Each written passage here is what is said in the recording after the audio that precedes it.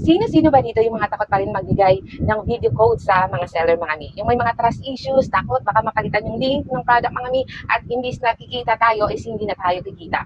Kasi marami talaga dito nangyayari na pinapalitan ng mga seller yung mga product link. Ayan, yung mga nagbibigay sa kanila ng ad codes mga mima. Okay, no worries na tayo dyan kasi last month lang, kaka-update lang sa atin ni TikTok na mga mi, eto, pakita ko sa inyo Ayan, meron na po tayo dito mga nina. Affiliate product link change. So, pwede na natin yung i-turn on or i-turn off. Pag naka-turn off yan mga nina, kahit ibigay natin yung code ng ating video mga nina sa seller, is hindi po niya pwedeng palitan. Huwag niyo lang po yung i-turn on kasi pag tinurn on niyo yan mga nina, ayan, pwede po yung palitan ni seller ng product link. So, yun lang mga nina, ganun kasimple. Ayan, kahit papano, di ba? Nabawasan na rin yung pag-worry natin mga nina.